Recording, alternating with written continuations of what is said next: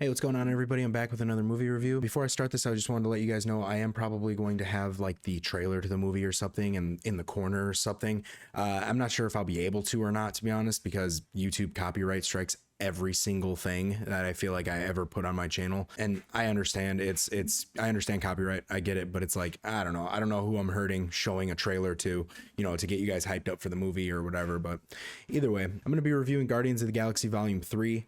We went and saw this just this last weekend. Obviously, it just came out this last weekend, so by the time this review's out, it'll probably be out for almost a week now. I've always been a really big fan of the Guardians. I always really loved just the energy. I love James Gunn movies. The old Scooby-Doos were really good. Slither was one of my all-time favorites when I was a kid, just because of I just really like Nathan Fillion, and Nathan Fillion's a big part of what James Gunn does. I like James Gunn's method. I like how he kind of makes everything goofy, but serious at the same time. It's kind of weird. It's like a weird it's like a weird dark comedy on especially with like the Guardians movies. Like they're like weird dark comedies that are really self-aware, but they're fun. They're always fun. And I wasn't really somebody who read any of the comics before the 2014 Guardians movie, the first one. And I started going through and reading and just having such a wonderful time with the Guardians themselves that I almost can say that I like the Guardians more than I like the entire Avengers as a whole.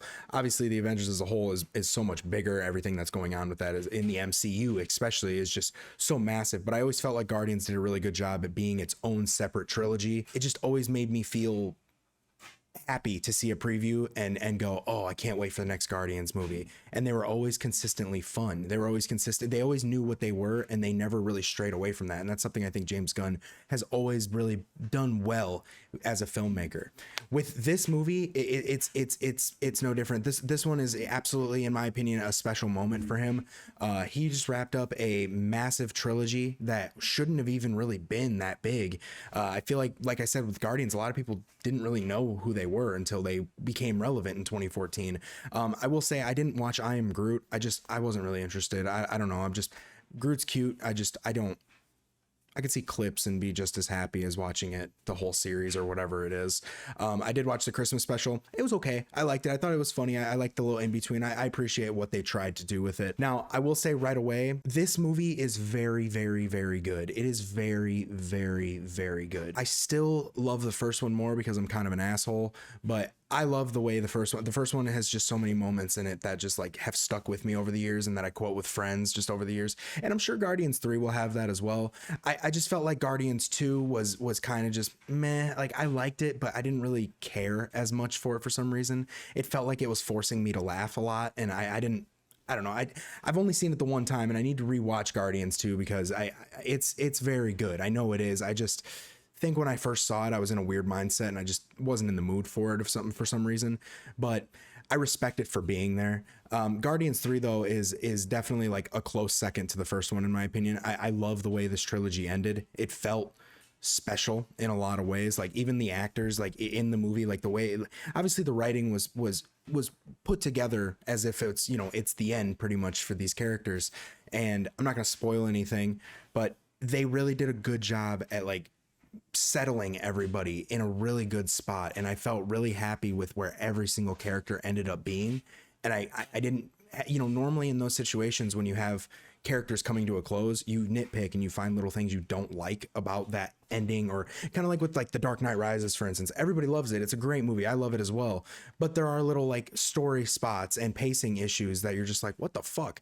Guardians 3 almost felt like sometimes it was going to divert and go on like a journey that was just kind of like, I don't care, but it always made everything really interesting, whether it was the set pieces or just the goofy characters in the background. It just always felt like something was special to see, like something meant something in the movie. And there's actually a video that I'll link in the description as well. There's like a channel, I always forget what their names are, but there's a channel that they go through they break down all the Marvel movies and like DC movies and give you all like the little things that you might have missed. And there's so much stuff that I missed that was just so special to James Gunn and the cast as a whole, that it just, in a way, it feels like an Adam Sandler movie where he brings all of his friends in and like everybody just feels like they're meshing together just perfectly. And I think Guardians 3 was the perfect mesh of all the characters, aside from like Gamora's character, because I feel like Gamora's character is obviously she's not technically the same Gamora, so she's obviously a little more distant, but I wish there was a way they could have, obviously Infinity War, when spoiler alert, Gamora dies, I think that really messed up the story a little bit of Guardians of the Galaxy, because it kind of diverted a little bit into Peter's relationship and not having Gamora there anymore and trying to find the new Gamora, and the new Gamora not really being interested in him whatsoever, because that's kind of how it is in this movie, where she just doesn't really care about him all that much because she's not the same Gamora. She's a different person technically. So a lot of times like that stuff got on my nerves because I really wanted everybody to be in a perfect connection spot. But I suppose Guardians 2 was kind of like our everybody meshing perfectly. In the third one, they all meshed perfectly, but in more of like a, hey, this is goodbye type of sense. And they did a really good job with that. So the big thing about this movie, in my opinion, the movie is about Rocket. It's more the less about Rocket. Like the whole movie, it opens with Rocket, it closes with Rocket. The whole movie is centered around his origin and kind of saving him as a whole, his character as a whole. And they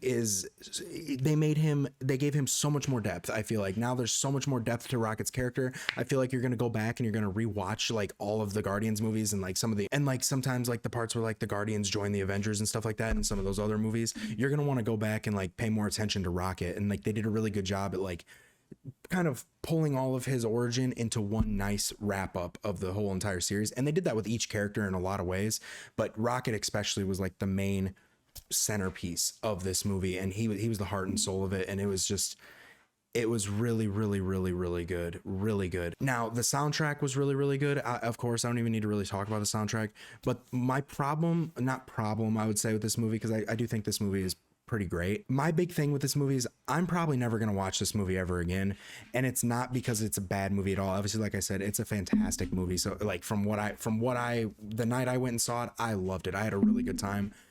There were so many heartbreaking moments in this movie though, and I'm sure a lot of people have been talking about it and heard about it, but like there's a lot of animal cruelty in this movie, and I have a really soft spot for like animals that, especially, animals that can't really defend themselves the way they are in this movie. They get really deep into it. Like there's like moments where you just see like these horrible things that the bad guy in the movie is doing to these animals, and it is just really deep sometimes. And it just, there were a lot of moments where I was tearing up, and I'm not one of those cringy dudes like that where I normally tear up. Well, I guess I am, because I teared up like 3 or 4 times in this movie, and it was all from the animal parts. And it was just, I don't know, man, like Marvel, like Disney, it went to another level for this movie. I feel like in a lot of ways, to the point where like I see people talking about how it should be rated R. And like, I wouldn't say that necessarily, but I think it could pass as a rated R movie with some of the shit that they showed. But at the same time, like it shows a lot. Like it shows a lot of stuff that like kind of brings awareness to animal cruelty, and that's really cool. I know it's just animated characters and everything, but Disney really knows how to create emotion, and this movie had a lot of emotion, not only from like the characters themselves saying goodbye to each other in a way and saying goodbye to the audience in a way, but from Rocket's perspective, because it does backflashes of him when he's a baby pretty much being experimented on, and his journey through like being in a laboratory. And it is just heartbreaking in so many ways. It is just so heartbreaking. And that'll be like, if the movie's on TV one day, maybe I'll watch it, but I certainly hope like I remember when to stop watching at certain points, because there was a part specifically in the movie where like about 3/4 of the way through where something big happens, and I immediately just kind of turned to Adriana and said, I don't know if I can keep watching this anymore, because like it hurts, and I know it hurts too, because it has been with me. Like I've been thinking about it for the last like 3 or 4 days since I saw the movie. So when a movie can do that, it really hit me in a certain way. And when a movie can do that, I think that's a fantastic thing, even though I'm in a weird situation where I'm scared to watch the movie again because of these things. But it is very memorable, and the message it tries to send is very good. The bad guy, as I mentioned, he's fucked. He's absolutely fucked. He's not like super super hard to defeat or anything like that. This is a really good like send off for the characters, so they can't lose the fight at the end in a way, like, so the way everything was set up was very simple, but it made me really root for the Guardians. It made me really care about the characters even more than I already did. Now, so I don't if I keep rambling about the movie, I'm going to spoil some stuff. So I really love the movie. I thought it was amazing. I still think the first one was my favorite, but I think it's more or less just preference and timing of the movies coming out. This is, in my opinion, I might be just like totally like just blurting right now, but I really think this is maybe the best Marvel movie that we've got or that we've received since Endgame. And I know No Way Home was super good, guys. I really know that movie was amazing. I loved it. I think this might be better just based off the fact that like it was such a perfect ending to this trilogy as a whole, and how much this felt separate from the actual MCU events and still felt relevant to me, and I still cared so much about these characters and their growth and then their ending, and it all came to a very amazing ending. I think this movie was fantastic, and I think it's tied with No Way Home in my opinion, just for right now as like my favorites after Endgame. I really do think that Marvel hit the jackpot with the Guardians of the Galaxy series. I really do, and I think James Gunn should be absolutely proud of himself. This is this is an achievement in my opinion for his resume. Like, his resume already looked really good. It looks so much better now with this movie being such a solid finale. He's moving on obviously to become the DC president, so you know, of their universe that they're doing. I wish the best for him. I really do think that he's going to get them in the right spot. I think his next movie is going to be the Superman legacy movie or whatever, like the one about Superman who's like younger. Again, with his track record, I think he can pretty much make anything pretty good at this point. I really do think this trilogy, well, and the other couple little things he did with the Guardians series, I think all those things are a beautiful resume booster as a whole. There's some hard moments to watch in this movie. I recommend if you have kids going to see this, I think your kids are going to be heartbroken at a lot of points. I think it's going to be really sad for like your kid, but you know, I don't know, maybe not. Maybe your kids like watching animals get hurt. I don't know. I don't fucking know. You people are weird. So either way, I really did enjoy the movie. I'm giving it an 8.5 out of 10. I'd say the trilogy as a whole is probably a nice 8.